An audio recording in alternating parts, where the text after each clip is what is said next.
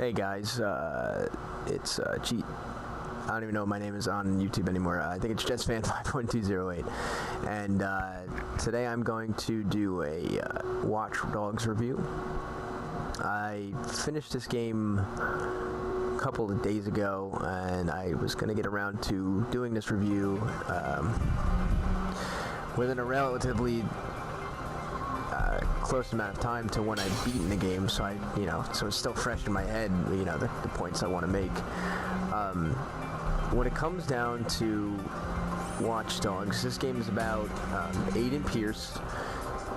He's a vigilante, or whatever you want it to be, because it's got a morale system that really isn't even used to any extent whatsoever. I thought it was like the most pointless morale system I've ever seen in any game ever, but I mean it doesn't detract from the experience. It's still an awesome play.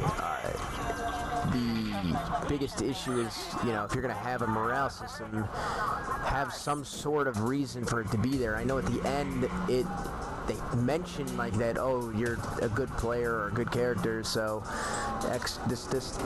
these people aren't gonna give you up or whatever, something like that. I'm not trying to spoil anything, but I'm just saying that was part of the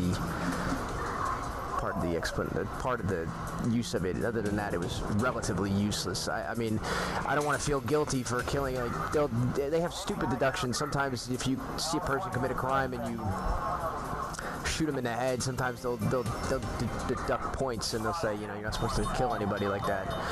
And then the worst part is when they have cops come after you, and sometimes you have to destroy a cop car or something. You get deducted for that too. So it makes you feel really guilty for doing anything.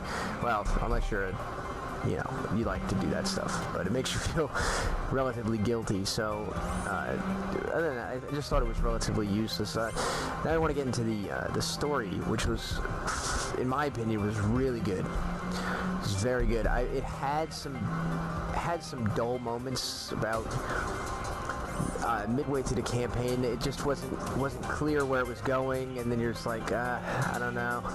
But then it around end of Act 3, Act 4, you're like, wow, this is really good, because it starts piecing together like an obvious. They didn't want to spoil everything in the first 10 minutes of the game. They really pieced it together well. I'm not trying to spoil anything for you, so I just really thought the story was very well done, and they gave you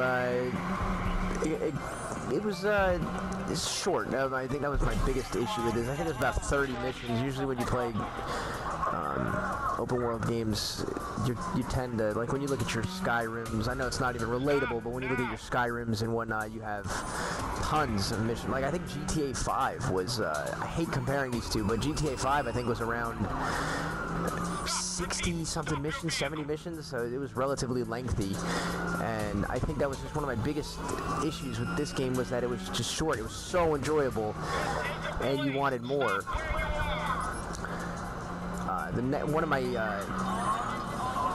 One of my favorite features, and it's obviously the selling point of the game, is the technology. The technology is so, like, once you level it up, it is so much fun to use. Like as you saw, I just lifted the bridge, was able to get a lift off of it. I can turn blockers on and off, etc. And the hacking is really cool. I mean, the one thing I hated with a passion was when you had to do, they had like puzzles. They were puzzles, quote unquote, but they were, when you were hacking into something, you had to, not everything, but certain mission points, you had to hack into a server or something, and it would have these little puzzles where you had to rotate something to the right way to get these things to sync. I mean, they weren't hard. It was just that I just didn't like doing them. Consider me lazy. And I just ran over somebody. I apologize. Consider me lazy. But one of the coolest things was being able to hack into cameras and manipulate things of those natures, and being able to blow up people's cell phones when they were attacking you, and it was really cool how they let you. They literally gave you these open areas that mission-wise that would allow you to really attack it the way you wanted to attack it. And it was just really fun to do that. Well, not the coolest, but it's a pretty cool thing is to me is when you look at all these people have like something funny recently. Passport flag, that sucks. I mean, it's these cool things. It really gives you a lot of information. It makes the world feel a lot more alive. And that was my next thing, is the world in this game. Like it's based off Chicago, more or less. It's not obviously not 100% accurate, not 100% replicated, but it's a decent sized Chicago. It's really full of life though, and it's actually a lot bigger than I expected. And unwarranted violence. There you go. See, that's what I was talking about about the morale system. That guy just committed a crime, but it's unwarranted, apparently. One of the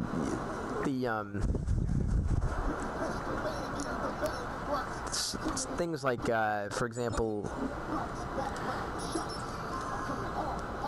you have I forgot where I was going, but anyway, the next thing I'm going to talk about is the world. The world is very vibrant. It's really cool. I mean, it's you can see it right here. It's just so lively. The detail is really nice too. They have the trees blowing. I mean, I don't get into graphics. I'm not going to get into graphics. I really don't care. I just care more about what I can do and what I can play. I mean, I'm playing it on the PlayStation 4 right now, and it's just such a blast. I mean, it's one of the most fun games I've played. I mean, it's just, you have so much to do. Like I'm doing completion run right now. I still have tons of content. I think it tells you how much I have left. Hold on. I'm only 41% of the way through the game after I've already beaten the story, so it's just tons of content.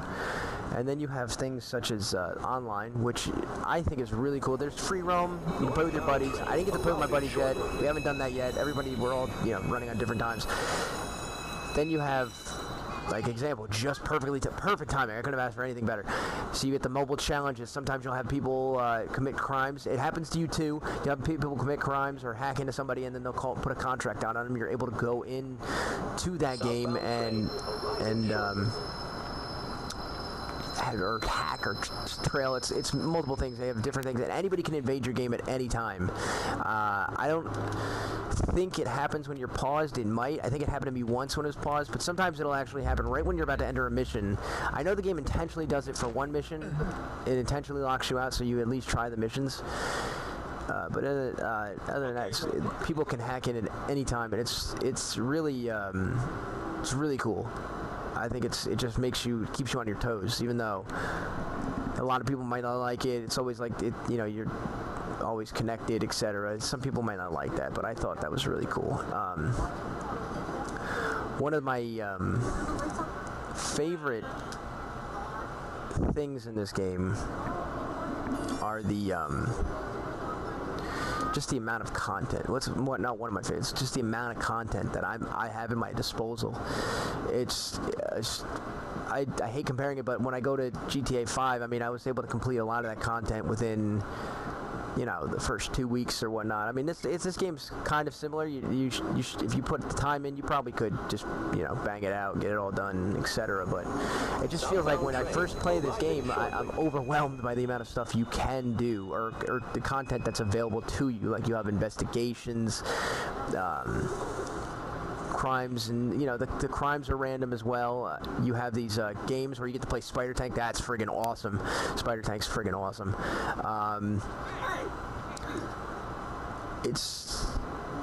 I think the biggest complaint I have, and I touched on it before, is the story. Not the story itself. The story was awesome in my opinion, but it was the length. I thought they really could have, they would have, maybe it would have been overinflated if they did something, but I feel like they really could have fleshed it out just a little bit more, maybe about 10 missions more. I think it was my biggest issue, because it just felt like you can take a couple days and you can get through it. I mean, a lot of people are like, oh, it's going to take me a week, etc. I mean, I